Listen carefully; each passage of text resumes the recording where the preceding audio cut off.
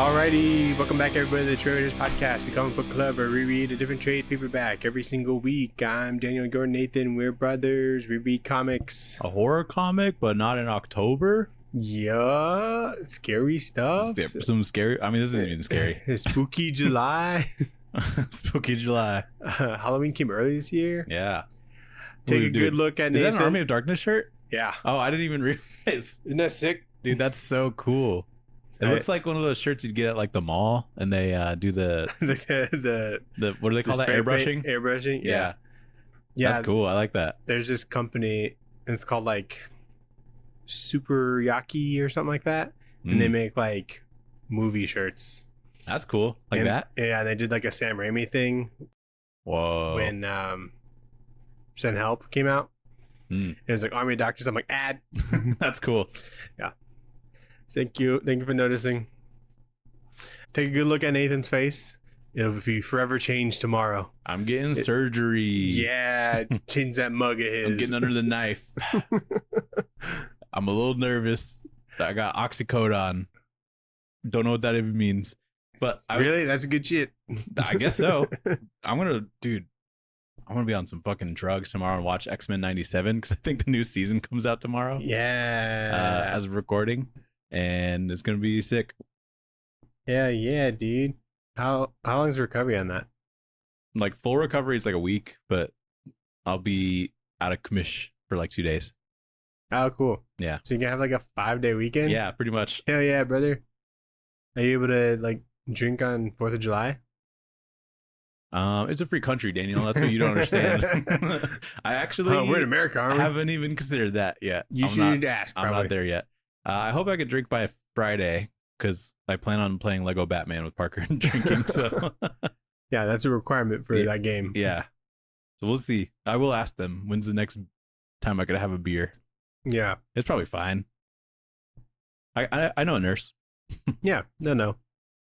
We got different time codes in our description. We got the book, which is Army of Darkness Forever. We got Backmatter Matters in the poll list, but we start with the news.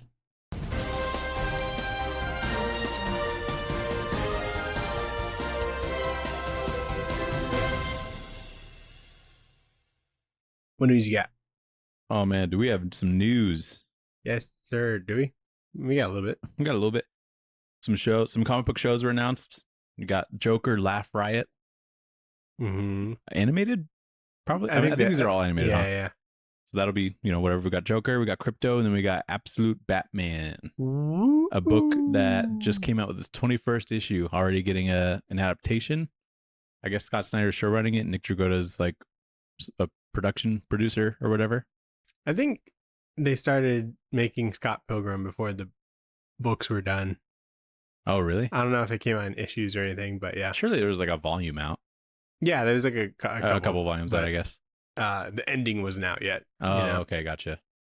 But that's neat. I mean, this book has motion. That's cool. Yeah, definitely. Hopefully, if it does the well most enough motion in like the last 10 years. Yeah, like our reading lifetime, it seems like. For sure. Yeah. I don't know what book would have had more motion. Old Man Logan's pretty good. I don't know if it was like that. I mean, like, yeah, it like move units for sure, but as like a limited series, Yeah, that's true. That's true. Did you get a first print number 1? Yeah. Nice. I should send that in to get graded. But what if like Scott Snyder comes to Phoenix again? Then I'll wait. Yeah. That's for forever. I don't know. I haven't graded anything, and I think it takes a while. And should we like both like send like 2 and we'll like send them together? Yeah, it's probably cheaper to do it that way, huh? Because there's like shipping and stuff. Because I'm like I should do like 4 at a time probably, but that's like $100 if not more. It'd probably be more, I think. Yeah, because I think it's more expensive depending on how much it ends up actually being worth, isn't it? I mean, if it's like super expensive, then it'll charge based off like percentage of like how much it's worth or whatever. So, God, that'd be a cool job. I think it might suck most of the time. It'd probably get really fucking annoying after a while. But if you were like the one that got the cool shit, and you're looking at like Tombstone's first appearance, So cool. So cool. You have to be the one to look at like, yep, this is the Tombstone pages. I don't think it'd be that cool because I don't like being careful with stuff, you know? And that you have to be like the most careful. Yeah, I guess it's true. You think they ever read it? No. Probably not. That's like that would probably affect the grading. Reading it with your eyes? Yeah. Your eyes fuck you it gotta up? open it and then like They open it anyway, don't they? They might like open like a little bit. They look at inside the pages and be like, oh, there's some fucking greasy thumbprints on there. If you like open it, yeah, there's like the prints. They and put like, on gloves, Daniel, like, but they have to check and see if there's thumbprints or some shit. And it could like wear out the spine or whatever. The comic books are not indestructible, as you know. I've never broken a single one. Shops that like books you get off the shelves wouldn't be a 9.8, you know? Nah, that's how yeah, because you put mine better be, dude. Because you bag and board everything. If I get it back and it starts with an 8, I'm throwing it away. If you get a bag, that's such if I get it back, like my absolute Batman, and it starts with an 8, I'm like, fuck this, you dude. Just crack it open. Yeah, I would. You know, at Comic-Con, there was the Phoenix one. There was a CGC booth, but it didn't like look very official. Yeah, you know. And then they had like $15 to pop it open or whatever. To pop open a slab? Yeah. I guess do it. There's like an official way to do it. Give me like a screwdriver. You think a screwdriver will do the trick? I could do it with a screwdriver. Give me a screwdriver, a little mallet. I can get in there. I can get anything with You said those just two a tools. screwdriver. Huh? You said just a screwdriver. Okay, I'll just a screwdriver then. I got 2 hammers attached to my torso. You can open up that book that we got, the danger one, the many sidekicks of the 7 sidekicks of Buster Keaton. Yeah, you pop that open. Yeah, wasn't that 9.8? Yeah, you know what? Leave that one. I have some shitty ones. Yeah, I have a Quantum and Woody. Slab? Yeah. Oh, cool.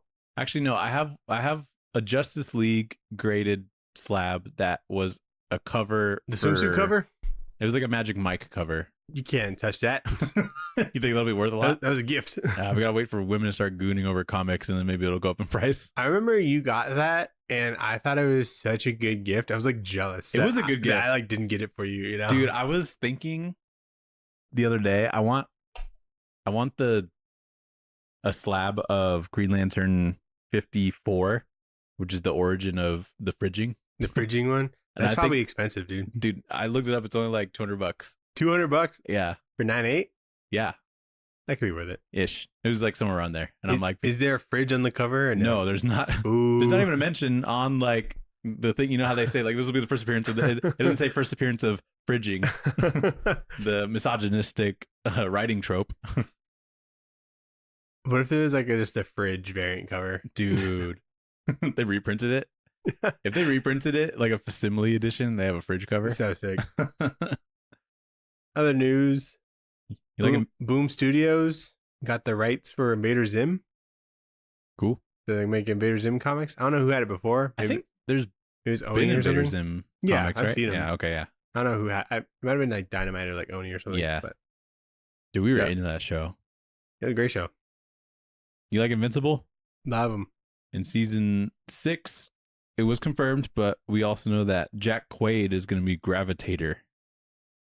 Do you know who that is? Killer casting. Do you know who that is? I don't remember. I haven't seen him yet in my readings. Yeah, in my studies. You got a ways to go. Yeah. To get caught up on the show. Yeah. Yeah, I don't remember that. Just what we need, more celebrity castings. Yeah. Who needs the animation budget? Not us. If you could point at the screen and be like, that's the guy from The Boys. That's all I want. That's why I'm getting God of War, because he's in that too. Isn't he like a bubble or something? He's a big gelatinous cube. That's in God of War? Yeah. Oh, that's something else. Is there a new one coming out? Yeah. The girl that plays Deborah Ann Wall. Oh, wait, huh? The actress in Daredevil who plays Karen. Yeah. She's the main character in the new one. It's not Kratos. It's Faye. Right. Mm-hmm. Cool. And I'm like, that's cool. She's cool. What you got?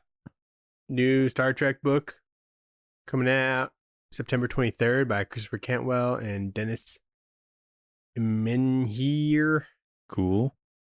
Yeah, I mean, Star Trek books come out, and I guess it's just a reboot, and it's cool. It's someone I know, so hopefully, maybe that's something. Maybe we'll read a Star Trek book one day. I wouldn't be against it. I think there's a Star Trek Lantern book. There is. That could be a thing at some point. I'd be down for that. Maybe if Star Trek ever does anything again? I mean, they have like tons of shows, so it's yeah, that's true. We definitely had like opportunities to do it. Nah, not a Trekkie myself. Yeah. In the last issue of the Ultimate Universe and Ultimate Endgame, it ends with a page that says "Ultimate Universe will return." Huh? In the last issue of Ultimate Endgame, they have like a post-credits page, and it says the Ultimate Universe will return. They pulled out MCU? They pulled out MCU will returns, and they did that did for that the come whole... out today? Or this week? Last week, Wednesday. That's so funny. Isn't that crazy? Because they got rid of that. They booted that shit. When it was announced that was going away. Yeah. Everyone's like, this is a bad idea. So they're like, you know what we could do without changing anything. And then they're like, Midnight Universe. So I don't know. Are they going to have a third universe running alongside Midnight Universe? I don't think Midnight's Ultimate. So yeah, technically. Yeah. Yeah. I just thought that was funny. They'll probably do like a Midnight Avengers thing with like all these characters and whatnot. Just because that's what they do. But I feel like it could just be like standalone stories that don't need to like be a universe, you know? It could just be like a what if stuff. Yeah. Yeah. But that's Spider-Man 1000 JRJR cover. It's back, I think. Yeah. So.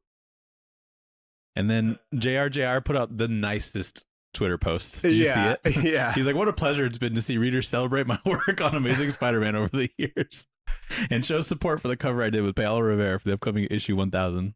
He's just fucking brushes off the haters. He does. He's probably so good at it by now. They fucking bounce off of him. Yeah. He's like, I'm honored to work on yet another milestone issue for Spidey.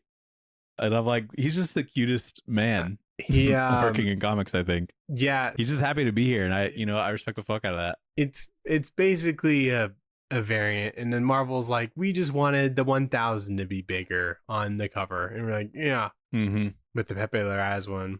Right.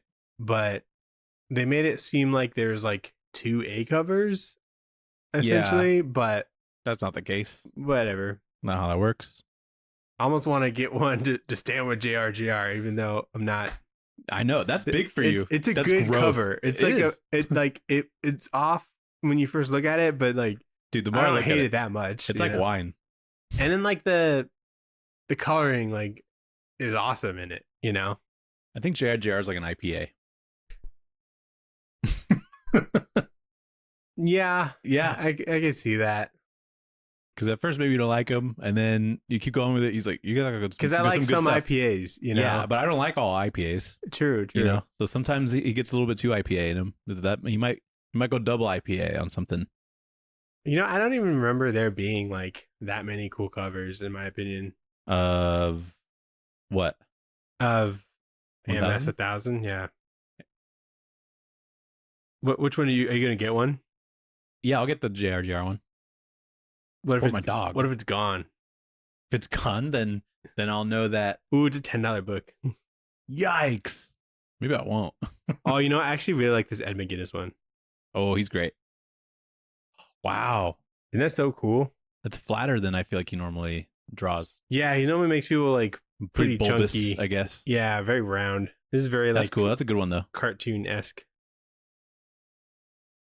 Libra Mayo did one. That one's pretty cool. Oh, Marcus Martin did a cool one. Ooh, he's great at covers. Mark Bagley, he's a goated one. Did you see this wraparound cover?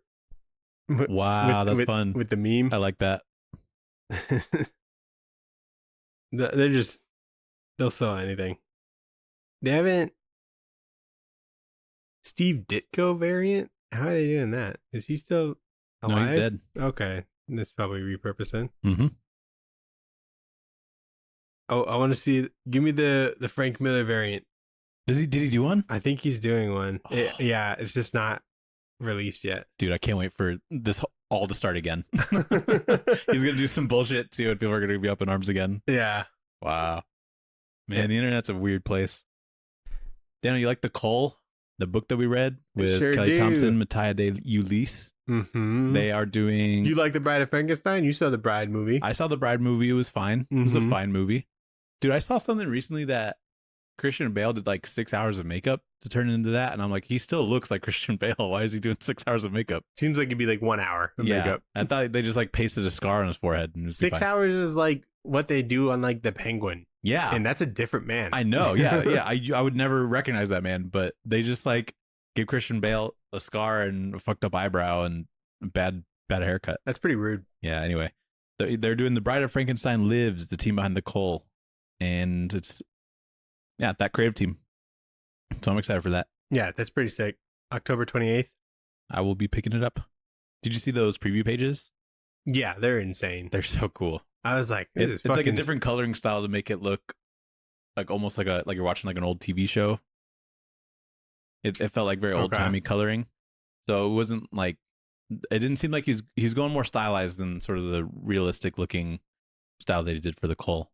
Yeah. So I like it. I like how it looks so far. Yeah, those are cool. The Frankenstein one they did was really good. That's like the Skybound stuff, right? The Universal, whatever. Skybound Monsters or whatever it's called. Yeah.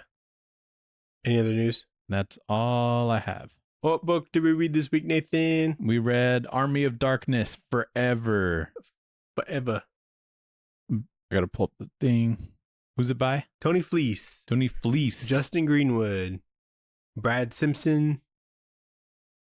Troy Pitteri. And other people. Yeah. What did you think of this? This was not very good to me. Not a fan? No, I don't think so. I really wanted it to be. I liked it in the beginning and then it didn't really do anything.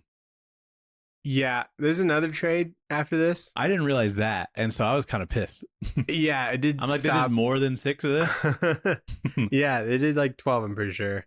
Yeah, I think I'm missing context for a good portion of it. I know relatively kind of what happened to create this book, and I like the idea of it being like 3 different timelines for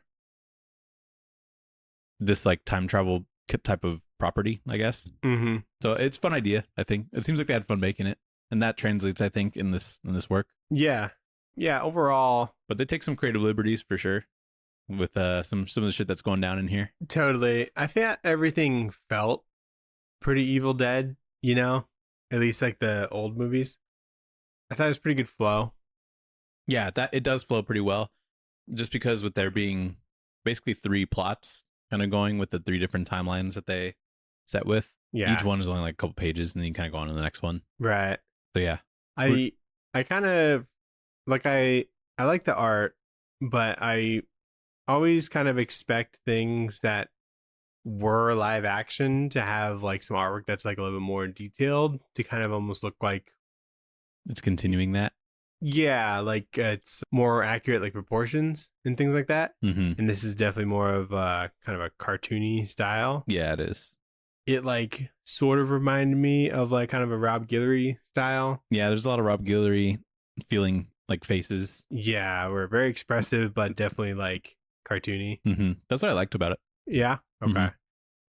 But should we get into it? Yeah. Did you like these AI covers? They do resemble that a little bit, don't they? Are they actually? This is the dude who like got like, oh, it is this guy got like fired or whatever from like the Superman covers. I don't think he was doing AI at this point, was he? When did this come out? 2023. Ooh, there's some AI potential. I don't think it was that good by this point. Some of it does look like it a little bit though, doesn't it? No, totally. Like, wow. Every fucking video I see and every piece of artwork, I'm like, is this AI? And so like, yeah, it's a little nauseating. At what point are you like, is it just? I almost appreciate like bad artwork because I'm like, I know AI. Yeah, do that, Bad artwork has its own beauty because it's like somebody really fucked something up to get this. Yeah. Yeah, 2023. So I think it was right around when this is coming out, maybe. Yeah, and I think you got booted for it in 24 or 25. Yeah, that sounds right. Yeah. Anyway, it's after one of the movies, Army of Darkness, I assume. Correct. So it's Evil Dead, Army of Darkness. Nope. Evil Dead, Ash versus Evil Dead. Nope. Evil Dead. Evil Dead 2. Yep. Army of Darkness. Yep. Okay. And then more Evil Dead after that. Yeah, so you had it right. But that Army stops, of Darkness. That stops with the Sam Raimi stuff after Army of Darkness, right? Yeah, but there's also Ash versus Evil Dead. The TV show. The TV show. And was that Raimi? He like produced it. Okay. I assume he produces all of them. That had 3 seasons. I think, yeah, I'm pretty sure he produces all of it. Then there's Evil Dead, like 2012, I think. Mm-hmm. And I think that was Fede Alvarez. Oh, cool. And then there's Evil Dead Rise, and now Evil Dead Burns coming out. Yeah, that's why we're reading this. Yeah. Okay, so this is after Army of Darkness. Correct. Which is the 3rd one. Correct. All right. So it's after that movie. It's 1300. A little bit of homework for this one. Yeah. I was like, yeah, I think that, well, because it's funny because I know all of my Evil Dead from comics. Hell yeah. We've done from more... the Kiss comic and from the Marvel Zombies comic, and now from like this. Yeah. Did you read, well, then like there's the Archie one. And then the Archie one. Did you get the Sergeant Rock one? Yeah, I bought the first issue, but I didn't read it. Oh, okay. It's pretty good. That's what I hear. We definitely have read more Army of Darkness than I ever thought we would, like starting the podcast. Yeah, I don't know why you convinced me. Well, actually, the first 2. First one was Kiss. First one was Marvel Zombies because we had John Layman on. I think we did Kiss first. Did we do Kiss first? Yeah, I think we did it for like a horror month. No, we did Kiss Zombies. There's like some other zombies one. Yeah, and then we did Kiss Army of Darkness. Yeah, 2 books that are way better than they deserve to be. I feel like really fun. I still remember this in the Kiss Zombies one. They do a concert to attract the attention of zombies. Yeah, and then one of them tries crowd surfing, and then he gets eaten like by the zombies. And his last, like, he like puts his hand up and does the devil horns. He was like sacrificing himself so that they wouldn't. It was like a noble Kiss. sacrifice, but he crowd surfs. And then like Gene Simmons is like, oh my god, he's gonna stage dive.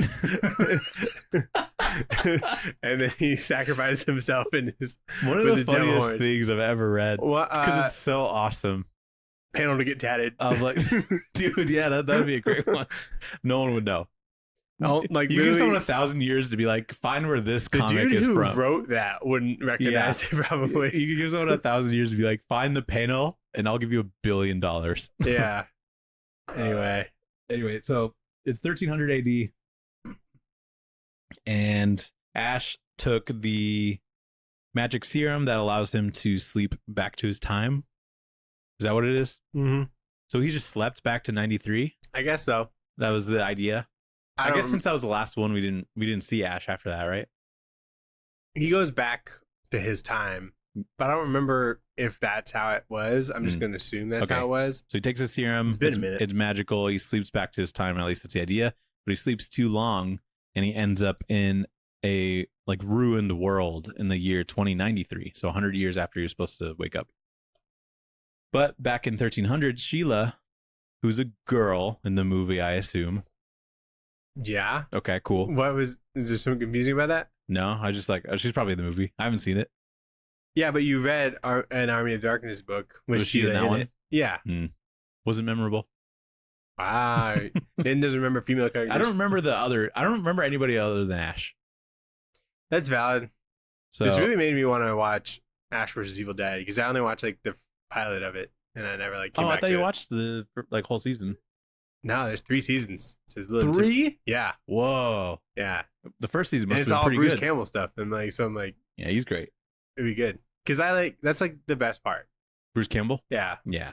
Like this other Evil Dead stuff's cool and all, but it's like, feels like it's borrowing from it. Mm-hmm. And he was just kind of like the most they're just taking the name. The seems iconic like part, you know? Yeah. But anyway, Sheila discovers that the Deadites are still lingering around and they're trying to resurrect a bad, evil version of Ash. Mm-hmm. That's like a Deadite version, or is he just a bad version? Is it a Deadite version of Ash? Both. Okay. Evil Deadite version. And then in 1993, S-Mart Ash is working and he has to fight off some Deadites before going home with a girl named Jenny. But Bad Ash is like there following him, but he's like in like a different car. I don't really understand how he's there. So he like looks in the rearview mirror. He looks in the rearview mirror, and it's Evil Ash in the reflection. Oh, okay, yeah. So I assume something happens for he. It seems turning like to look like normal Ash, but yeah. on the inside he's Evil Ash. But that was never explained in this book, right? It seems like they explained that maybe in the second trade how that happened. Yeah, it was kind of inching towards that. It seems like the timeline is the Army of Darkness movie, and then after that, he takes the serum. He's supposed to go to 93, but he doesn't. He overshoots it, goes to 2093, and then eventually fights this like evil Deadite version of Ash.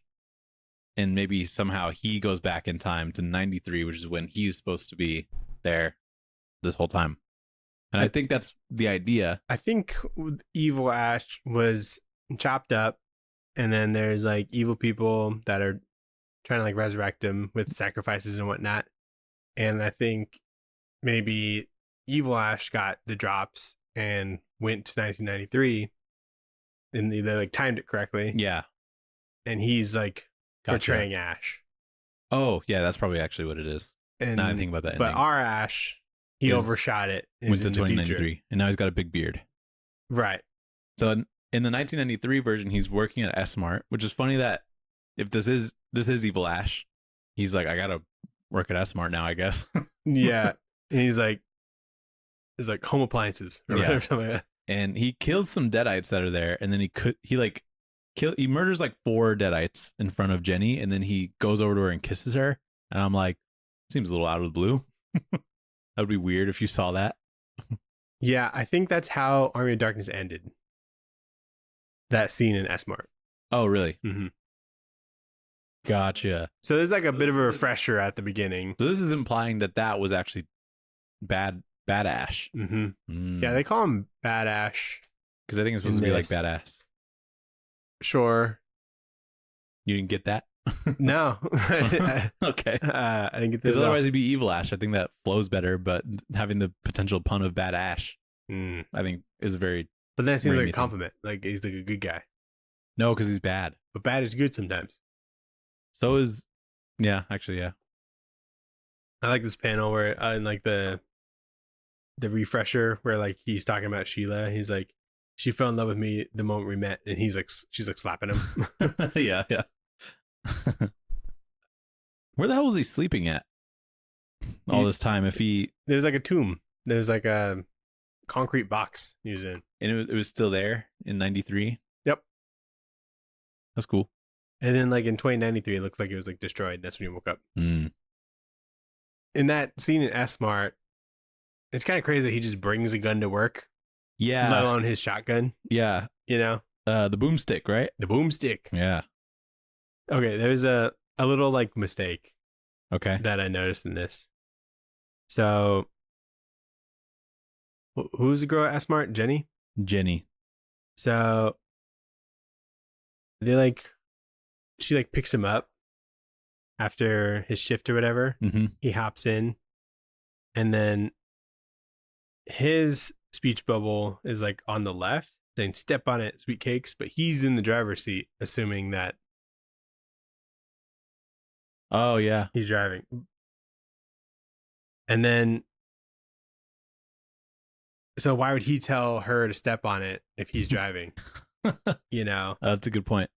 And then I guess this like rearview mirror thing kind of works with like whatever seat you're in. Yeah, but it looks like he's pointing it to the right. So I took that as he was watching them drive off at first, and so he was just in a different car, like watching them drive off. But then I pieced together Bad Ash is just in the mirror, like reflection. He's like he's the Green Goblin, bad reflection. Right.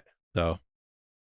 Anyway, I liked this is just like a fun book altogether. I think Justin Greenwood adds a lot to this like mood that they're going for. Yeah, he definitely pulls it off. And then Brad Simpson does a really good job differentiating that, like differentiating the different time periods with the coloring, and then also the versions of Ash help a lot because big beard Ash, you're like in the future. The cover of this is a little misleading because there's like Yeah, they're like current standing Ash, next to each other. future Ash, and then Sheila. And I'm like, is there a team up? I hope so. That'd be kind of cool. Probably last issue. It's probably a last issue thing. So they spoiled the last issue, I assume. But yeah, issue 2. Yep. So in 2093, Ash is greeted by a holographic version of the wizard guy. I think his name is the Wise Man. Mm-hmm. Wiseman. That got him into the time period in the first place. And he's like, what the hell? I was supposed to wake him in 1993.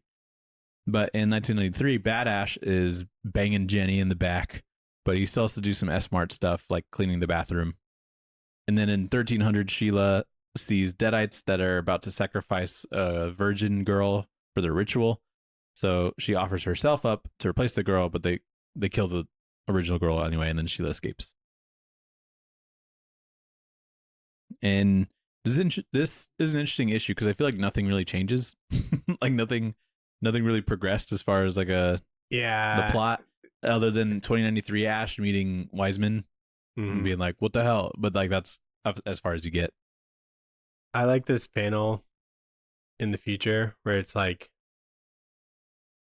the story's going to jump around in time some. You get that, right? Yeah. And so I thought that was funny that is what he wrote in the caption. Oh, yeah. He's like, you get that, right? I do like the idea of him fighting. They're called droidites. Hell yeah. Which is a good name for it. I understand why they said it in the future now. Someone probably said droidites once and they're like, that's something. That means he can be in the future somehow. Yeah. So these are Deadites that are robots. I guess the spirits are in the robots, it seems like. Pretty cool. I don't think about it that hard. I don't think you shouldn't think about it that hard. But so Wiseman has some good robots that follow Ash around. And it's kind of funny because they speak in gamer tag, where it's just text, but the A's are 4s and the E's are 3s, you know? It's strange in the number 1. Yeah. Sheila uses gunpowder to get away from the situation she's in with the Deadites. And I'm wondering where she even gets gunpowder in 1300. Well, Ash had his boomstick and he back in time. I guess he just gave her some or whatever. Gunpowder? He took the gunpowder out of the shells of boomstick? I guess so. How does she even ignite it? She just like throws it. She throws out a guy with with some fire? Yeah. Is that all it would take? I guess so. Yeah, fire. Yeah, fire. She had like a pouch of it. Just keep the shotgun. Well, he is his, and he used it to go back in time or whatever. So he's like, here, Sheila, you have the slugs? Yeah. Okay. Maybe that was like a part of the plot of Army of Darkness, but using gunpowder? Perhaps. Okay, I would believe that. I'll go with that. I think Evil Ash is a thing because something happens to where he's got 2 heads. Yeah, that's Evil Ash. Seems like. Well, it's like I think one's normal Ash and the other's Evil Ash. And I think they split up, and then that's what happened. No, that's Bad Ash. I thought. I think you think that's a different person from Bad Ash. Ash had 2 heads at one point, and one was an evil head, and then the 2 heads split at one point, and one of them was normal Ash, one of them was Evil Ash. But were they both just heads, or did they grow body? Did one of them grow a body? I think the body grew. So then there's 2 different Ashes. Correct.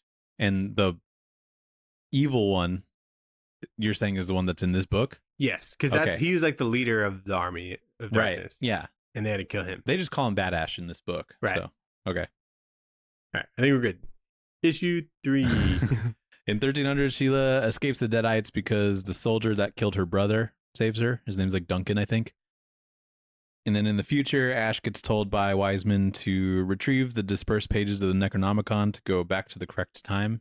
And he's like, oh, shit, this again. And he gets beaten up by a droidite that runs off with some of the pages. And then in 1993, Ash keeps like dreaming of killing people. And then the police show up to S-Mart because shoppers keep going missing.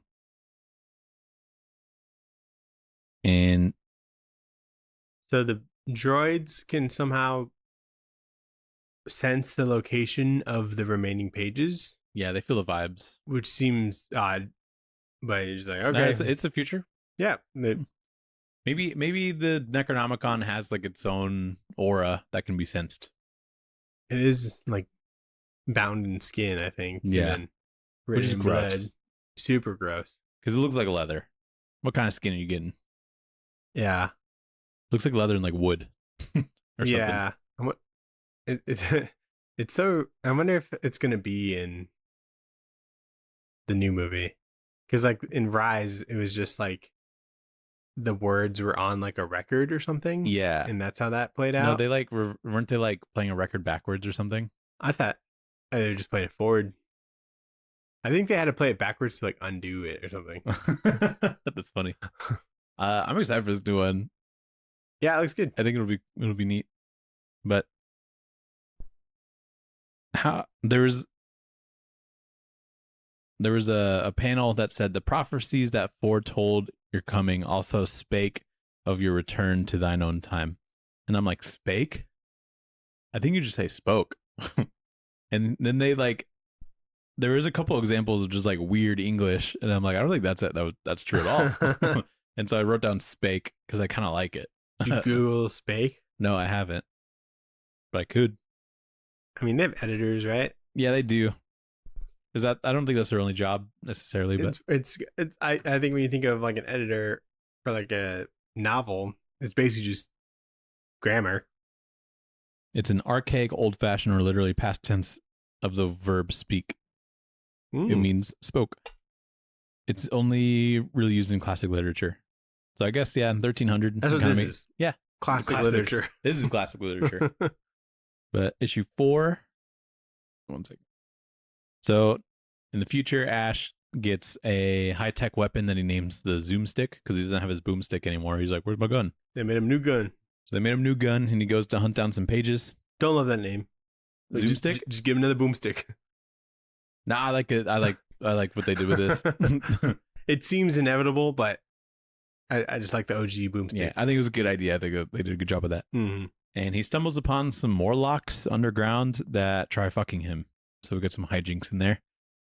1993, Ash is learning about the internet, and he struggles with his dual identity and seemingly accidentally creates copies of himself after punching a mirror. And there's like little doppelganger versions of him that come out of the reflection. And then in 1300, Sheila takes the wise men to the site of the Deadite ritual to be like, look what the hell is going on over here. And then they just find nothing. They went away. But so Ash in the future, he gives himself a haircut, and not also, a good choice. And also chops off the beard. He gives himself a bob. Yeah, and I'm like, I don't know if that was a good. I was like, just leave it. It looked cool. Yeah, you know, leave it all. I mean, I could see maybe if you want to do the beard, but like the hair was cool. Now you just got. Maybe it's just maybe his hair was pulled at one point. You can still pull it. Like that's true. With where it is. I guess he didn't want to get like a fade going, but that was crazy. Yeah, it just seemed like, just regardless in comics in general, like a haircut seems like an odd choice, because then you're like, you get like lose track of like who it is, you know. And there's something, yeah, like consistency is like pretty important for me when it comes to comics. Yeah, you know, just people looking the same. You gotta wear the same shirt every time. Yeah, like it didn't seem. And like I gotta be like, this is the guy with the blue shirt. It didn't really do anything for the story necessarily. Yeah. So there's little doppelganger versions of Ash that come out of the reflections of the mirror. Mm-hmm. And that's just like a new creative liberty that they're taking, right? That's that's not something that's happened. I'm pretty sure. Okay. Crazy. What's also crazy is that Ash punches a window with his flesh hand, or sorry, not the window, the mirror with his flesh hand. And he's got a perfectly good robotic metal hands that he could have used instead. Well, that's evil Ash, isn't it? That's bad Ash. We find out. Yeah. Because I don't think we were supposed to like necessarily know. We're like, something weird's going on with Ash, but then we find out it's evil Ash. But yeah, regardless, bad Ash punches the mirror with his normal hand. You've got a robotic one that seems pretty good for shattering a mirror. But maybe like his blood is what helps create these like doppelgangers. You know what? Hold on one sec. What do you do that for? You lashed in the mirror. What the fuck? It actually happened. So those are just little versions of him that exist. What was that, the movie? That was Army of Darkness, yeah. Okay, so not a creative liberty. Okay. I was like, I remember something like that. I was like, this is a bold take from them because I doubt this ever happened in a movie. So it's an homage to... How do they film that? They just have Bruce Campbell run around and... Multiple times, probably. Multiple times, and like they put the camera far away? That was the one that they had the most funding on, I think. Whoa. Maybe the least funding or something. But yeah. That's funny. Okay, so it seems like... So not that big of a stretch. Okay. Even like though it happened, I'm like, that seems like something that would happen. You know, it felt because it did. I saw this happen and I didn't think like that's ridiculous. You know? Out of all the things that happened in this. Didn't we know that letters are the unsung heroes of comics? And so I want to call out a lettering choice, which is when Ash is using his chainsaw and the lettering is that is perfect. And I was like, wow, that's such good lettering. I know exactly what that chainsaw fucking sounds like. When Ash gets his zoom stick and he shoots a couple droidites or whatever, he says groovy right after. Yeah. Good book. Immediately good book. Someone saying groovy? Him saying groovy. Him saying groovy. Because I think he... Does he say that? I think he says that as soon as he puts... Isn't that like an 80s thing or 70s? Yeah, 70s, 80s. I think that's something that he says like as soon as he gets his like... chainsaw hand. And nice. So we got some fans here. Yeah. So then issue 5. Real quick. I didn't see that the Wiseman like came in on a horse, or they both came in on a horse when they went to that like sacrifice site. And then there's some like evil wind or something that's whooshing by, and it like knocked over a horse. And I was like, whose horse is that? You know, like that TikTok. I don't know if you've seen that. No, I have not seen that. I think every time I see a horse for some reason. It's like, a TikTok where he says, whose horse is that? Yeah, because the guy's just like outside his house and there's like a horse. He's like, whose horse is that? And he's like Irish or something. Oh, man. He doesn't know whose horse it is. And dude, Irish people get a funny buff. Definitely. What is the evil wind? Is that anything? So, the Evil Dead is just such a broad concept. It feels like darkness in general seems like just a broad concept of evil force. Like I remember in like Evil Dead 2, there was like an evil tree for some reason. I'm like, why is this here? Why haven't we seen the evil tree? Yeah, I'm like, we get these zombie demon things. You're telling me I've read 3 Army of Darkness books and I haven't seen one evil tree? There might have been an evil tree in the last thing, but like maybe we just don't remember it. I would remember. And so it's like it's almost like the woods were also kind of cursed. So maybe this is like evil wind. Evil wind, okay. And so it's I get behind that. It's funny that's like the cliffhanger, because this is the last page of this issue, and then it goes in the next one. And I'm like, evil wind is like what's supposed to keep me coming back as a reader. Like if you'd never experienced any Evil Dead stuff and someone explained to you all the things that Evil Dead are, I don't think it sounds that interesting, honestly. Like they do all this thing. How does anyone survive? If you explain to me that Bruce Campbell runs into a mirror and then little versions of him come out and start running around, I'd be like, that sounds like a good horror movie. And there's evil trees. And there's evil trees. Maybe some evil wind too. Who knows? And demon zombies. Yeah. And he works at a department store. Yeah. So in issue 5, in the future, Ash goes to the ruins of the cabin, which I assume is from the movie. I think that's how he gets there. That's where he comes back. The whole Evil Dead movie is in the first cabin. One, the second one too. It's in one cabin, in the same cabin. The same cabin. He goes back to the Why cabin. would you ever go back? Okay, so Evil Dead came out super low budget. I know really the popular. history of it. They made it for like $50. And then they Sam Raimi wanted to make the Army of Darkness like second, where he goes back in time or whatever. But they didn't. The studio didn't want that. Yeah, and they gave him money to just do second one, make another Evil Dead. Yeah, and he essentially kind of remade the first one, right, in a way, but added the Army of Darkness stuff at the end as like a cliffhanger. So he's kind of like making fun of sequels, how they're like kind of like the same thing in a way. So he goes back to the cabin for some reason. It's funny because he has one of the most famous sequels of all time that he makes later. Yeah. Spider-Man 2. Right. But he like signed up for a couple movies, I imagine. I guess that's true.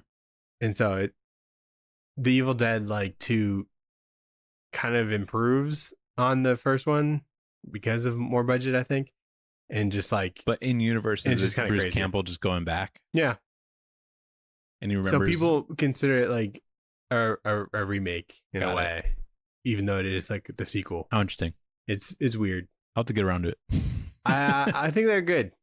If you're like prepared for the campiness, you know, I think they're fun. I think there's a real beauty behind campiness. Looking at watching them as like horror movies is like trying to be like, oh, this is a horror movie. This is going to scare me. Mm-hmm. It makes it like funny, you know, because it's like not very scary, you know? Yeah.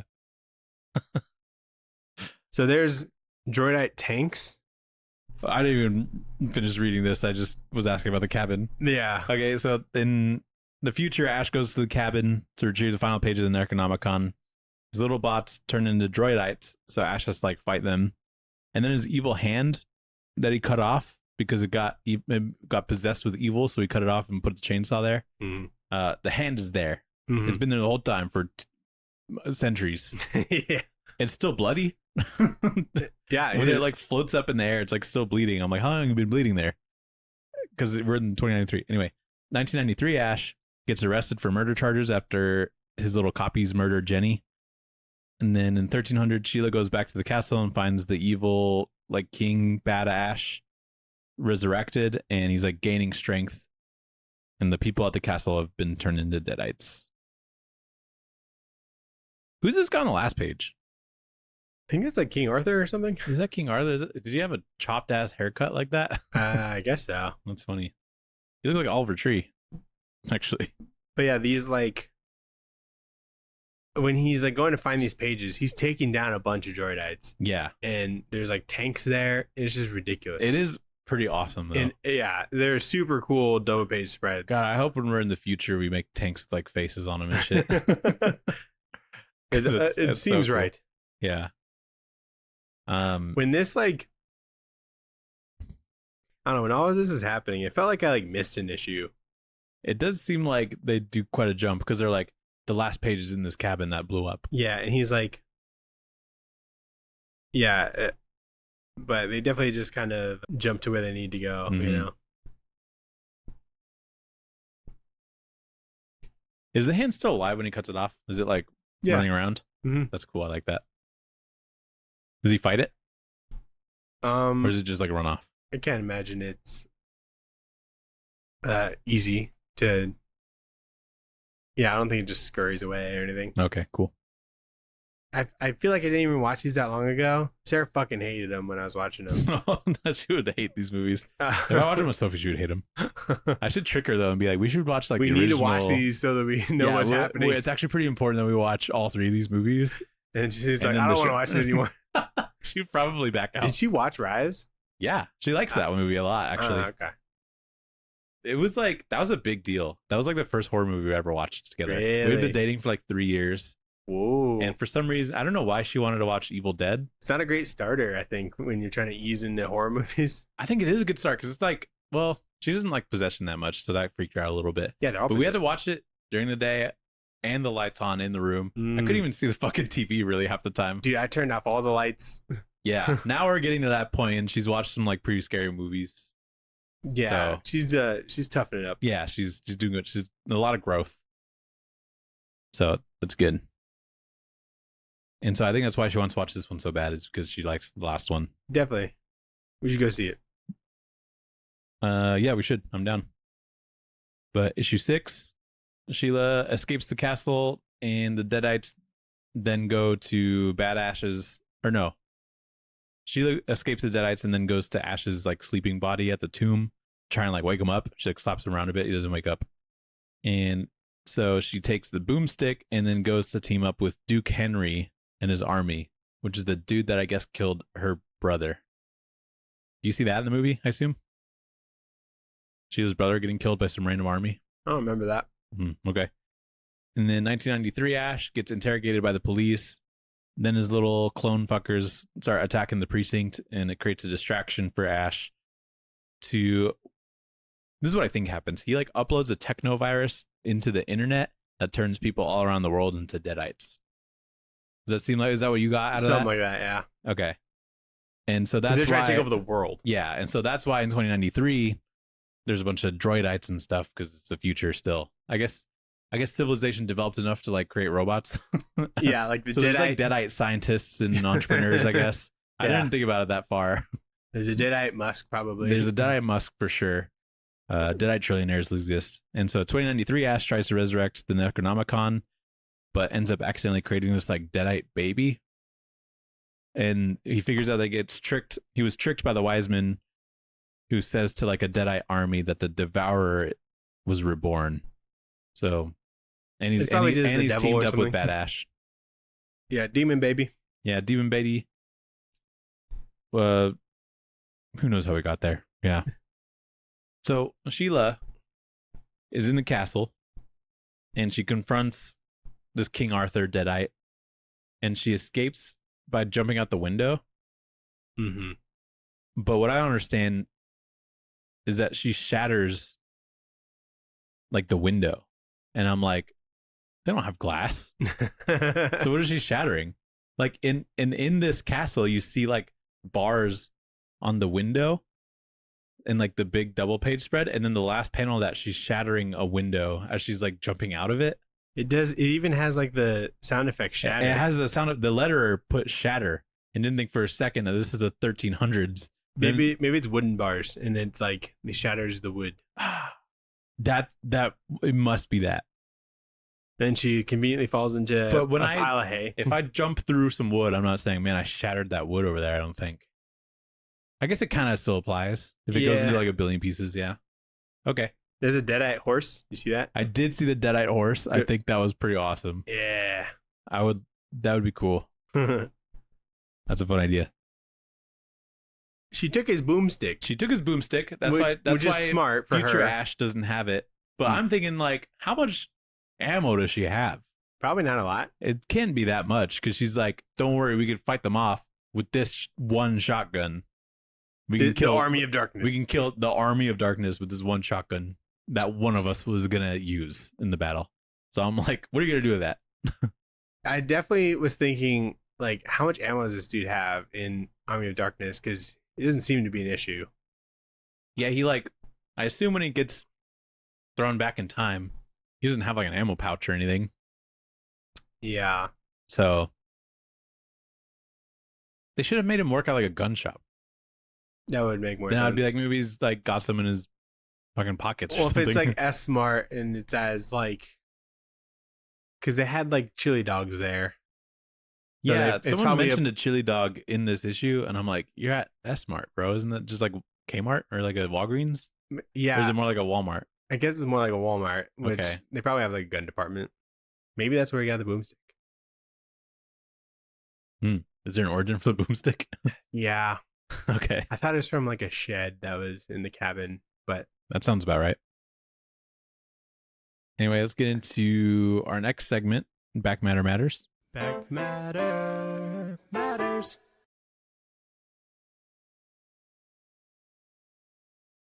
And look at this demon baby again. Does it have the Necronomicon face? No. Okay. Yeah, who knows what that's supposed to be? Well, like a little. He's kind of got a leathery type face. It's got little wings, so I imagine it's just like just demon. Yeah. And you said that the little, there's like a guy in a red hood that was reviving Evil Ash in the 1300s. Was the wise man the whole time? Yeah. Mm-hmm. Mm-hmm. Okay. Comic gallery. I didn't say that because I didn't catch that until now. I just thought Wiseman, it was in the future. It seemed kind of obvious. So then the implication is that Wiseman's been helping Bad Ash the whole time. Right. Even into the future, which is what I assume this scene is. Yeah. Okay. And they're singing Rise, Rise, Rise. Like Evil Dead Rise. Whoa. Oh my God, this has levels. Anyway, Back Matter Matters. They show covers in maybe the most organized way I've seen in a back matter. I like this. I like this a lot because they showed 6 covers and then they credit each one and they number each of the covers so you know which one it is. And I really like this Arthur Soydam person. The Marvel Zombies guy. Is that him? Mm-hmm. I keep trying to remember his name. He's great. He does like zombie covers. He does, but like for this. Yeah. Yeah. Because there's like an ash. But his normal covers are really kind of interesting too. I like this wedding one. And then Nick Dragotta did covers. I know, early Dragotta. So it's not even that early. It was a couple years ago. I guess it was a couple of years ago. For some reason, I thought this is like... It's just before, like... I thought this was like 2017 Absolute. Or something. Yeah, anything before Absolute is early. What was Nick Dragotta on before? The eyeball. The eyeball? There's a number in there. It's a guy with the eyeball. On the cover. With the eyeball. It was like his own written and drawn thing. And I know the cover. I thought he did the art for something. Like... Dragotta? Yeah, what did he do? For something else that was written? Yeah, he's like an ongoing artist. Oh, he did East of West. Or is that Patera? He did... Well, did he do East of West? Patera... No, East of West is Patera, but he did the different thing with Hickman, which is... No, Patera did... he did Manhattan Project. Yeah, so then Dragotta did East of West. Nice. And I'm 85% positive on that. Actually, more like 92% positive on that. Yeah. Yep. I remember it because I it. tried reading it and I was like, what the fuck is going on here? It looks cool though. Yeah, we should do that. We should. I think I'd appreciate it more. Anyway, good covers. Early Dragotta, some Tony Fleece stuff. Chris Burnham, we see on here too. Yeah. He's cool. And yeah, pretty much just covers. I think my favorite one of these is just the Arthur Soydam one, but it's just like the wedding one. I think that's cool. Yeah, definitely good stuff. Anyway, what would you rate this book, Daniel? I watched Sarah's watching this dumb movie where this chef like quits her job because it's kind of a sexist environment, and she opens up like a dessert nachos food truck. And dessert nachos sounds good in theory, and it's probably good. But seems like it'd get so soggy, like even more soggier than normal. More soggy than regular nachos. Yeah. So you're saying this is a nacho series, but sweeter? Kind of. Because I like how it starts and where it goes. I'm sure, like in full, like maybe it's like more satisfying. Yeah. But yeah, it does seem like messy and like good in theory, you know. Very poignant. I didn't like this very much. I don't hate it because you can tell that they have fun doing it. Yeah, and like that fun comes through on the pages. I just don't really get what's going on, and I don't like the story that much, I guess. Sure. So I just give it like a like it, but it's like my favorite ice cream, and I'm like, man, I wish I had some more of this. Yeah. Okay. What do you think is rated on League of Comic Geeks? 3.4. There isn't a ton of reviews, but it's higher than that. The average rating is 4.1. Wow. Yeah. That's crazy. Yeah. God, you Evil Dead fans are passionate. Yeah. It's You're probably one of them that reviewed that with that shirt on too. Yeah, I put a picture. You ever review anything on League of Comic Geeks? Yeah. Do you like individual issues or volumes? Volumes mostly. You write shit? No. I'll just put what was the last thing you rated? Planet of the Apes. 5-star? Man. I did 4 stars. Ooh, okay. Or 4.5 stars. Tough critic. Yeah, if it was 6 issues. That was the most gleaming review I've ever heard you say on any book, I think. And you're like, yeah, 4.5 stars. That's 5. It only goes up to 5. You know, I did want it to be longer because the last issue seemed a little rushed. Yeah, that is your one criticism. Okay. But no, it was good stuff. Nice. So let's get into the poll list. Shove it in your box. The poll list. What did you shove in your box? What are you getting this week? Do you know? Batman 11. Mm-hmm. That book really got away from me. I'm on like issue 5. So I got to get up on that one. Absolute Martian Manhunter number 12, The End, which is cool. Absolute Green Lantern 17, also one that got away from me. But I'm on like 11, I think. Deadman number 2, I'm excited for that one. Yep. And I might get this book called Killer Influences. Have you seen that? Maybe. I read I've seen the synopsis of it, where basically there's like a serial killer that's going around and he's doing some kills, but no one really connects that it's him doing all of them until this like true crime influencer puts it together, and she's the only one that has put it together. So she like gets in contact with him and helps him with his brand so that he could become a famous serial killer, and she could be the one that discovered the famous serial killer on her page. Wild. And I'm like, I think that's enough of a fun idea for me to at least maybe check out the first issue. Sure. So I'll see. Is that an image book? No, it was like it was either Mad Cave or like Boom or something like that. It was or maybe it's like AWA. Oh, okay. It was one of them. So we'll see. What are you picking up? Martian Manhunter, Batman Ordained number 3 comes out. I still need to read 2. Dead Man. Are you gonna get Batman Arcadia number 4? I was thinking about that. I don't think so. Okay. Did you read anything new? I did. I finished Compendium 1 of Invincible. Whoa. So I read from 41 to 47. Yeah. And I was just cooking on that. So that was basically Sequid stuff. And it was when they were like going out in space to meet them in space. And then they almost blew up and they had to go on to the thing. And then there was I think I missed my wife. So I saw that. And yeah, Alan's trying to like meet up with him. And Invincible calls someone gay and the R word. And I'm like, this is definitely a 2000s book. Was it justified? Yeah, the gay one, maybe. It was when his buddy, William, he was like trying on his suit to like feel like a superhero. And then Mark walks in on him. He's like, gay. That was funny. And the other one was definitely not justified. It was he was fighting an octopus that hasn't had any screen time in the show or anything, so I don't think you'd even remember him. But it was like an octopus alien that decided to learn English before invading like Earth. And Invincible was fighting him, and he was like calling out his broken English and said he sounds like an R word. And I'm like, dude, he took the liberty to learn English a little bit before going to fight you, and I feel like that shows a lot of compassion. Just to give more dialogue to Robert Kirkman. Yeah, exactly. So nice. So I finished that. Proud of you. Thank you. I'm gonna keep going. I was gonna just read 5 issues, but then I misread how many pages I had left, and I was like, oh, I only have like 1 issue left, and there was still like 100 pages left. So I just finished it. So I read all that. I read Absolute Green Arrow number 2. Still really like it. It's funny because there's just like an Epstein in this book. And I'm like, okay, we're doing some pretty poignant commentary, but it's great. Some bold creative choices in there, and Raphael Albuquerque's like, he's at his best. Nice. So it's cool stuff. I read The Hab number 3.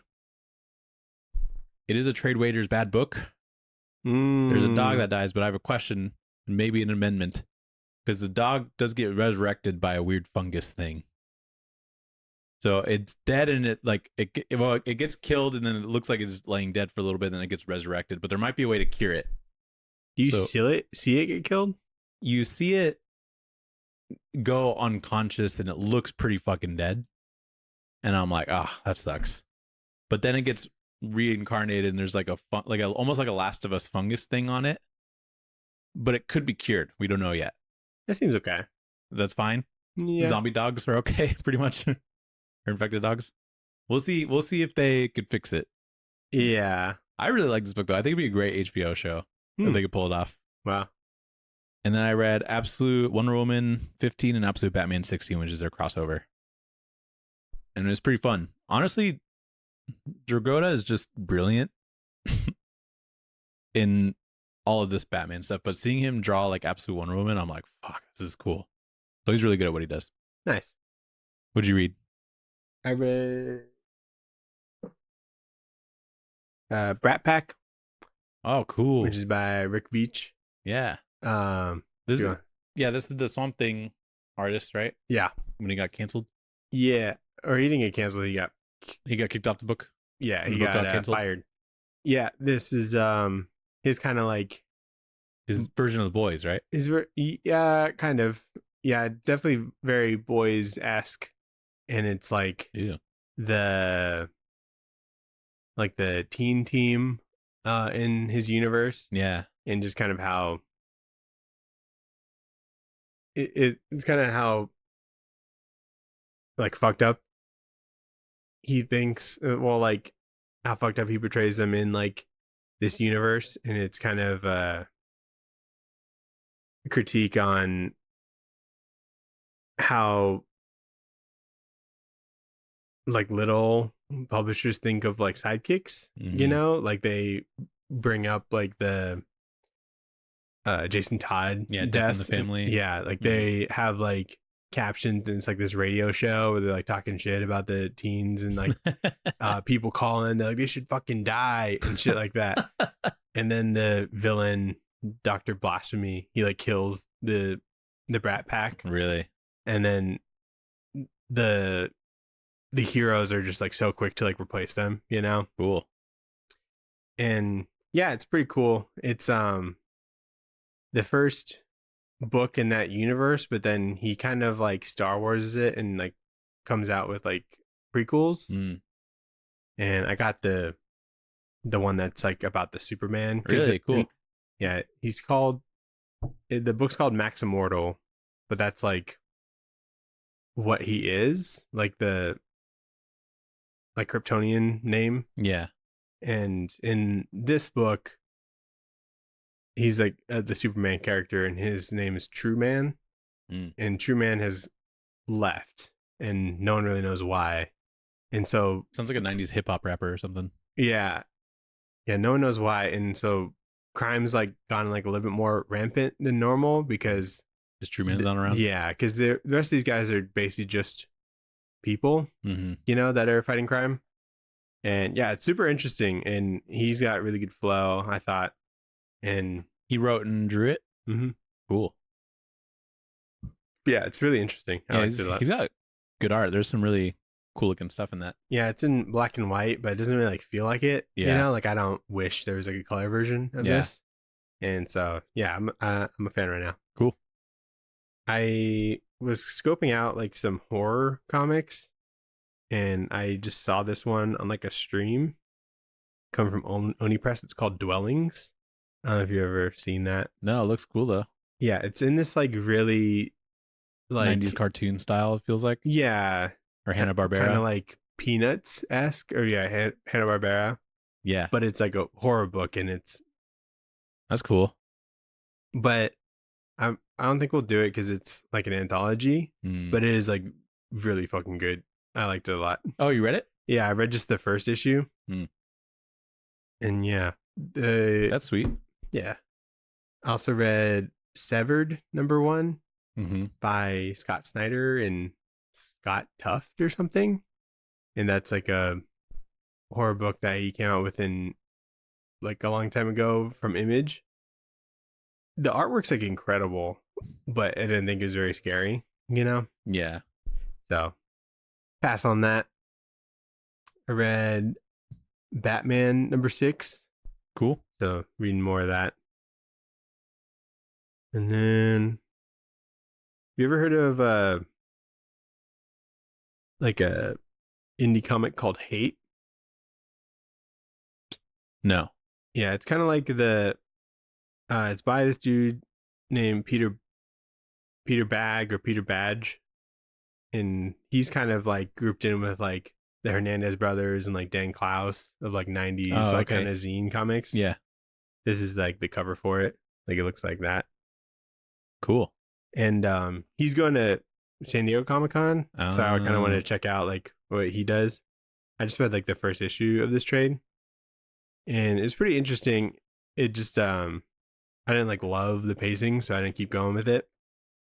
It's basically just about like grunge kids in like the 90s in like Seattle, you know? It's kind of told as if like you're a character, like it's in your point of view, Really? In a way, like the character's like talking to you and kind of explaining like where he is in life and stuff like that, and like the things that he's like all pissed off about and whatnot, and it's kind of funny. Yeah. And the artwork's like really funky, so I just wanted to check that out. Did you watch anything? It was Ghost Cage, that other Nick Dragotta thing. I had to look it up. Ghost Cage.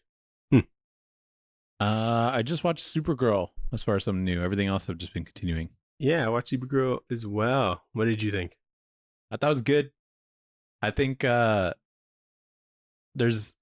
a lot of good stuff going for it and some not so good stuff going for it. So in that sense, it was just like it was a good fine movie in my opinion. But I had fun with it. Like I feel like this is the first time in a while that there's been a superhero movie that's taken like the actual plot of a comic like pretty closely. Mm-hmm. And they obviously changed a lot just because I think a lot of what goes on in that comic wouldn't necessarily translate super well to a movie. But then what they ended up going with also isn't great either. And so again, like I think a lot of people are criticizing like color palette and stuff of the movie, but I don't think like you can make it more colorful for sure. Sure.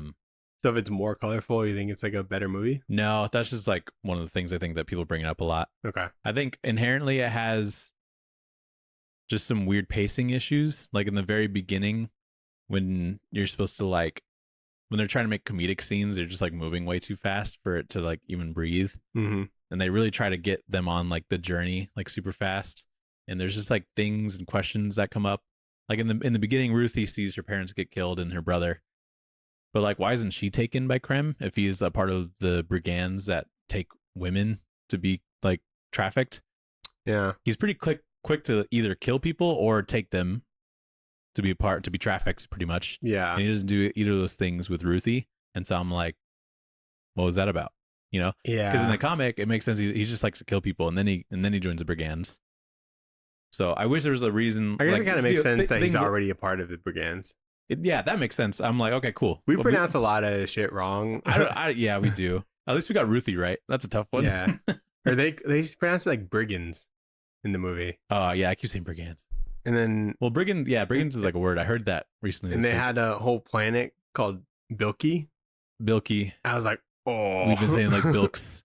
That was cool though. I'm glad that she got her name in there. That was super cool. That is sick because now I know how to say it. I bet that was just like the most annoying thing in like her life, and Tom King was probably like sick of like does a solid correcting people and shit. Well, Tom King I feel like has always been good about including like character names in some of his stuff too.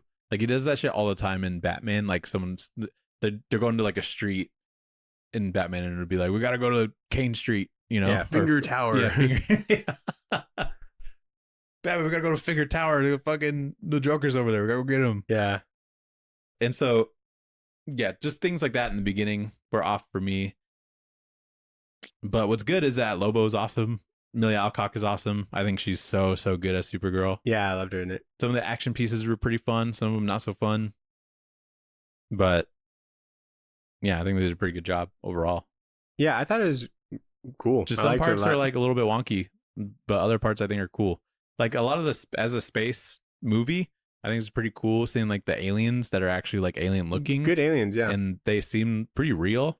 I assume some of those were like practical effects. Yeah, totally. And so that was cool. I like that they're using like space transport and stuff. It just seems like I also think that Ruthie didn't really get that much to do other than just follow Supergirl around. Yeah, she was less annoying in this though. She is less annoying, which is good. I think it's a good change that they made. But they still keep her with her like Renaissance era like just dialogue, it seems like. I felt like she doesn't do any action, which I think is important for that character because she's kind of like a what do you call it? Like a scrappy kind of character. Yeah. In a way. And like your dad makes swords. So obviously you'd have some sort of sword experience, but we never see her use the thing. We don't really see her fight anybody except for her getting lucky in the jail cell. Yeah. When she like just gets a jump on that dude. But other than that, it's just like Supergirl being like, wait here. And then she goes to do a thing. So I think there could have been more done with her. I thought they took out a lot of stuff that I didn't necessarily care for in the book. You didn't want to see Mercury? Mercury? Was that his name? The horse? Oh, Comet? Comet, sorry. No, Comet would have been cool. Comet would have been cool. It feels like it would have been weird if they added it, but the stuff that they did add, I thought like worked for like a commercial movie, you know. Mm-hmm. I thought Lobo didn't feel that out of place, and I felt like a movie would have felt like a little empty-ish, and he kind of adding like another character that we know was like a good addition. And he looked gigantic. He does look huge. I like that impressive aspect of him. Yeah. He looks great. He seems like he's having a great time. It's not quite the voice I had in my head reading Lobo, but seems fine. I think I kind of imagine him to be more like wow, you know. I was about to say do the voice, but he's very like. I think that's just the only thing that would work. Yeah, if he's like, we're gonna be like, I need to find this person. Yeah, but that's just kind of what I had in my head. But it doesn't seem like you would do that. Doesn't mean like what they did was wrong. You know? I would. Yeah, he's great as Lobo. I would, if I had the choice of going through the Aquaman movies to see him as Lobo, or not watching the Aquaman movies and not seeing him as Lobo, I'd watch the Aquaman movies, which I think is a pretty big. Yeah. Pretty big, like. So you're going to watch the second Aquaman movie? No. Oh, yeah. I still haven't seen that one. I heard that the director, like, didn't look at the comic. Yeah, I did also hear that. He read it after he directed it. And I'm like, seems like you should have done that before. Yeah, but I guess if you don't want to be too, like, influenced by it, you know, that Brother, it was written with the influence of that in general. I think it's. It was an interesting choice. I can't see how it would hurt. Right. I guess it could be hard to want to just do the comic, you know? Yeah. But that would make it cool. Yeah, it would. I think. I'm glad just that the movie isn't just Supergirl fighting an evil Supergirl, you know? Yeah, that's refreshing. She's actually fighting like a bigger thing, like a group of people that are just terrorizing a bunch of different alien planets. Yeah. And I think some of the stuff that they did cut out of the comic makes a lot of sense, because a lot of that comic is just them following like a trail of violence pretty much. Yeah. And so that would get a little bit stale. They need more like action. Yeah. So they meet up a few times. Like you don't need to go to the planet where there's racism against blue aliens or purple aliens or whatever it was. Right. So I think that makes sense. Or you also don't need, oh, look, there's Krem, but he's got this weird circle that throws me somewhere else in the universe. Right. Just to go back and then run away from the same circle again. I'm like, that wouldn't have made any sense for, I think, this movie. So I think some of that stuff is good. But what they replaced it with is just seeing Krem multiple times. And Supergirl is just a different version of her nerfed normal self. And she like barely gets out of that. But that happens like 3 or 4 times where she's like, look, there's the brigands. Yeah. But oh no, there's a green sun. Or that's just going to be a thing poison for super characters. Like forever. I get that. I know she has to be nerfed so that when she's like actually powerful and strong woman, she can fight them. But why are we doing it like 4 times? Yeah, that was definitely tiring. I'm like, and he's got an arrow, you know? Yeah. And I wish on the green planet, Ruthie fought a cool dinosaur. Is that too much to ask? Yeah, maybe cut out a little bit of Lobo and get a dinosaur. It didn't have to be like a dinosaur, but like something. Something, yeah. Showing that she can because all she does is drag her into the fucking cave. Yeah, and doesn't help her survive. She would have just been fine if she just laid there on the floor. It seems like anyway. Normally, I'm for this, but I don't think this needed Seth Rogen. Yeah, that was. I didn't even realize he was supposed to be in this. I was like, oh, okay, here he is again. I'm like, oh, Seth Rogen. Yeah, it just feels like it was fun. It feels, yeah, it is, but like it feels like every opportunity for there to be a voice acting thing, like Seth Rogen's involved. Yeah, they just did a Babu Frick pretty much, except just with Seth Rogen. Yeah, just a little thing guy that is good with, I don't know, ships. Is he good with ships? He just seemed like a co-pilot almost. Yeah, well, he pilots a ship. I think a lot of the space design influence just feels so Guardians. And I wish it felt a little bit. I mean, but Guardians feels kind of Star Wars. No, I disagree. I think like because if there's Guardians always going to be like a space bar. No, you but know? yeah, space bar. And there's going to be a bunch of different. No, but a Guardian space bar looks different from a Star Wars space bar, and a Guardian ship looks different from a Star Wars ship. Sure. And I think that if you were to show me just a concept art of a Supergirl, any space ship or anything like the inside of it, and a Guardians one, I couldn't be able to tell you what's Supergirl and what's like, what are they called? Raiders in Guardians? Yeah.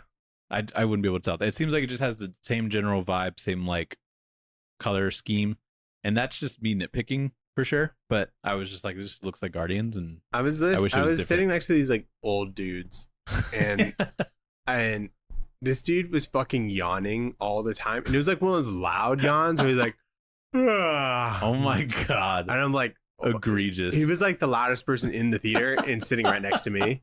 Like, okay, bro, you don't like it. But this old dude, it's Supergirl walking into a bar, and he's like, leans over to his friend, and he's like, they're copying Star Wars. I'm like, that's what you pull from this? Like a space bar? Yeah. I'm like that guy's Blade like a Runner, fucking loser. Fucking like Guardians and shit. It's like most cool space movies have a space bar. Yeah. And I don't know. How'd you feel about the Krem redesign? I think it's fine. I think it's kind of cool. I think it's weird that his beads come off of his face. I like a goth Krem. I mean, if you headbutt anyone with like dermals, it's I maybe someone will come out. It just seems like they were adhesives on his face, because you see a picture of his face after, and it just looks like there's a small indent on his like skin already. So I didn't really understand how that worked.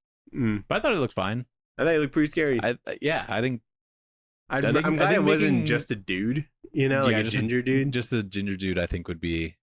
I think it'd be fine, but he's pretty like unpredictable feeling too. Yeah, but that's what I don't like about him, because he's going back and forth between this like kooky, jokey kind of villain and like a very serious guy, and I don't know what version of him you're gonna get from scene to scene. I think that can add to a villain though. No, I don't think they did the balance very well. Because sometimes he's just kooky and he's just I don't know what he's about. Yeah. So I think because when he kills the family, he's pretty serious. And then when Ruthie meets him again, he's like pissing in the corner. He's like singing or whatever. And I'm like, it's a little weird. So that also, he's not even like a 2-dimensional villain at that point. I don't even really understand him. He's like a 1.5 dimensional villain, because they don't even they don't even double down on any sort of personality for him. Well, I was like, yeah, I guess so.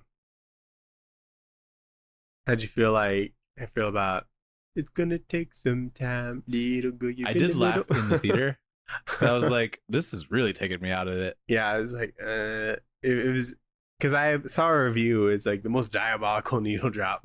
Dude, it was weird. And yeah, I've always had like an issue with the James Gunn like soundtracks, which I assume he just like had a hand in with this.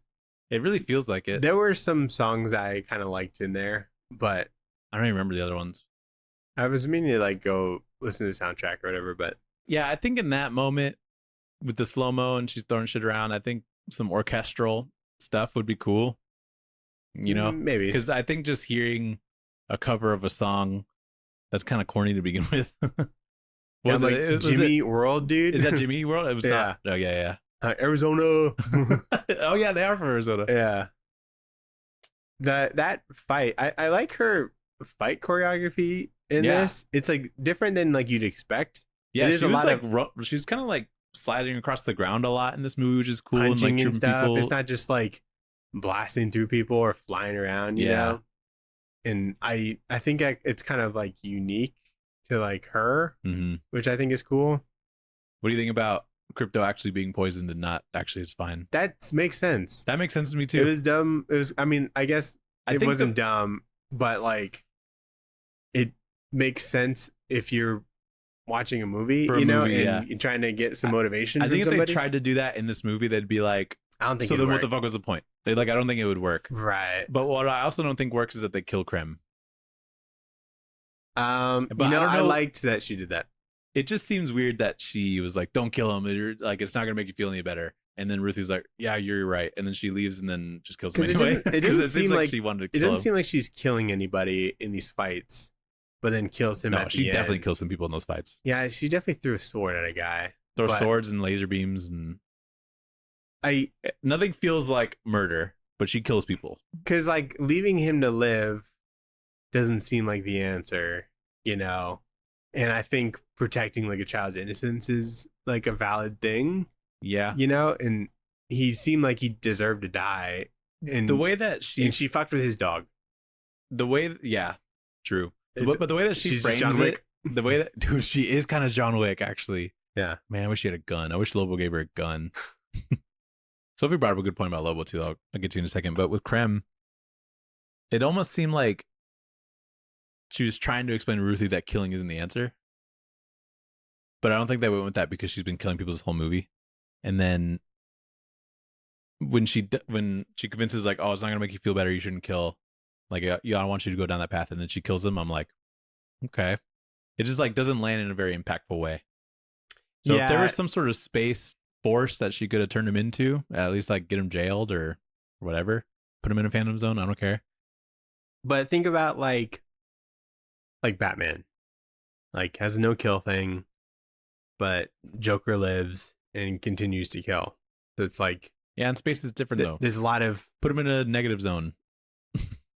I don't even think there is a negative zone at the moment. No, there's definitely not a Phantom Zone. So it's like, yeah, just kill him.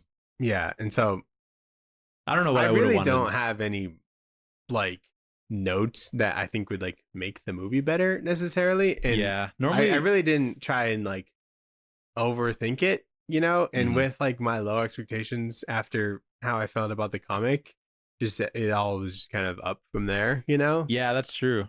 So I that's so funny because you have such the inverse, I think, opinion of what the comic is, and because I think a lot of people online are like, oh my god, this is the best thing ever, this comic. Yeah, but I thought it was a fine comic, I think. But people are like, it's one of the best, like, people are like, oh, it's one of the best comics that's come out in like a long time. I'm like, I don't think so. It's a fine comic. It's like incredible artwork, and it's not the best Tom King. I wish there'd be a little bit more like homages to like Bilky's like artwork. Yeah, you know. And show me like a space dragon or whatever, like a cosmic dragon. That we could make cool. that work probably. Yeah. Where's the kryptonite drugs or whatever? Yeah. Oh, I wanted that. But then you have to explain that, you know, and that's true. There's too much to explain like in a movie to make that work. Yeah. Rather than like when you're reading a comic and you're just like, all right, whatever. I guess, yeah, there's a red kryptonite drugs you could take. I guess he can makes you hallucinate. She can read DNA or something by looking at it. I guess she can take drugs and grow wings. Yeah. So, and then the thing that Sophie brought up, she saw a statue of Lobo at Comic-Con and he had a bulldog. He has like a white bulldog looking. Does it have the same like marks on his face? Similar. Okay. And she's like, where's the bulldog? And I'm like, that would have been fucking cool. I don't even remember what his name is, but it would make sense. It's probably like if he had Skull a bulldog or something. Lobo dog. I think it's like, his name is Dog. Dawg. Dog. Dog is Lobo's alien canine companion. And I'm like, that could have worked. Because maybe he could have like... There's already another dog. It would have been a good reason to have Lobo there. Because the only reason he's there is for a contract. But maybe he could have got his kill and be like, you know, I have a his dog. His whole thing is that he's like a contract. Well, I know. It makes sense that some people think he's out of place. I don't think he was really. But it would have been also kind of cool to have a different dog and be like, you know, I'll help out Ruthie because... Or maybe I'll help out Supergirl because she's trying to help her dog and I like my dog, so I'll help you with your dog. I mean, I don't want like a forced alliance kind of thing. It was kind of cool that like, sure, they were fighting together, but they just had like the same enemy kind of thing. I don't think it was out of place that he was there. So what they went with was cool, but it would have been cool to see Lobo Dog.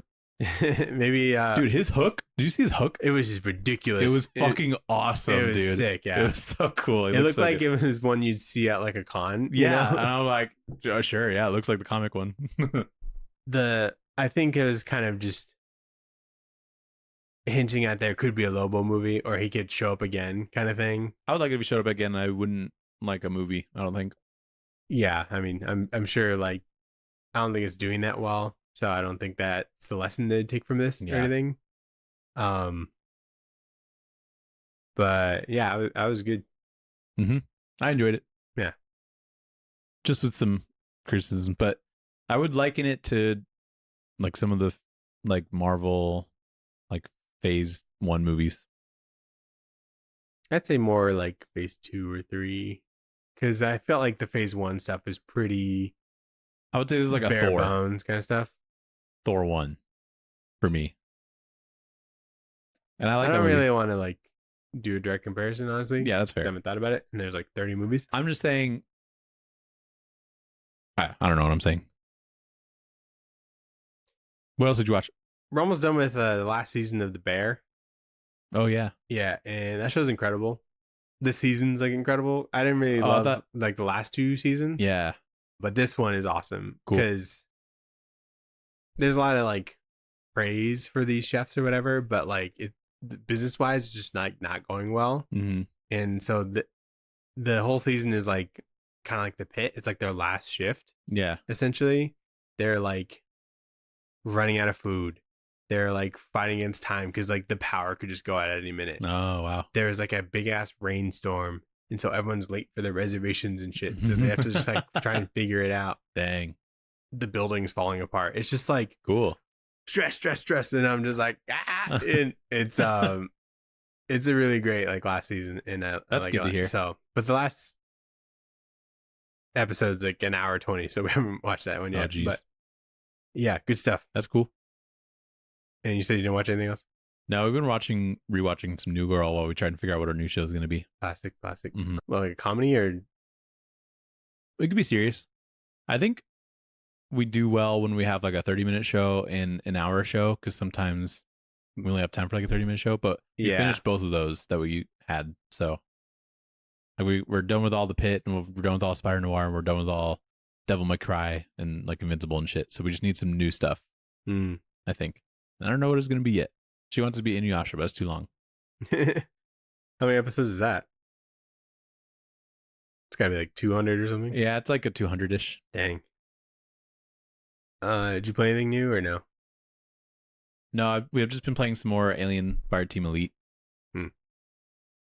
It's a well-made game. It's short, but it's well-made. And did you like finish it? Almost. We're on like the last chapter of it, or last act. But the music is like really good. It feels like an like alien movie, like orchestra music. But what's cool about it is when you kill aliens, sometimes it like makes like a little like string sound effect, and it almost sounds like it's part of the music. And so it's like the music is playing along with you as you like kill aliens. It's kind of cool. So interesting. It seems hard to I give it coordinate. praise for that. And then I've been still playing Elden Ring DLC. So fun. One of the most annoying motherfuckers of all time. I just fought. But I love it, man. I love it, dude. It's so awesome. Dude, it's so good. When I beat her, I fucking flipped out.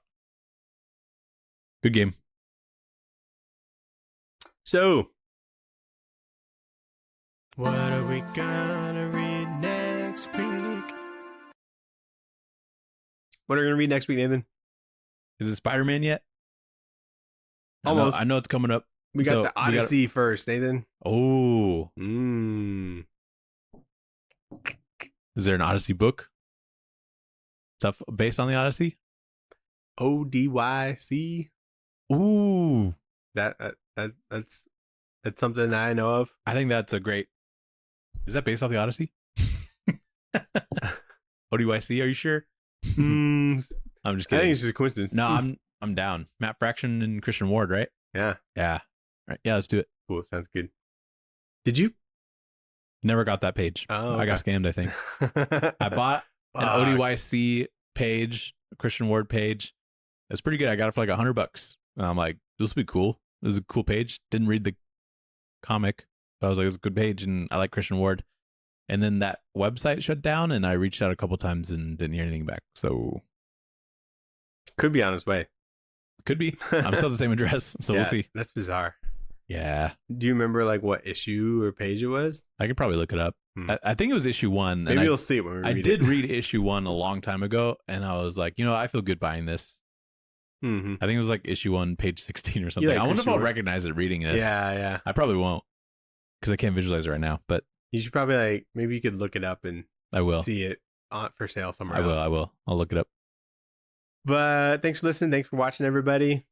They got a link tree in the bio. You can like, comment, subscribe. Mm-hmm. Email in.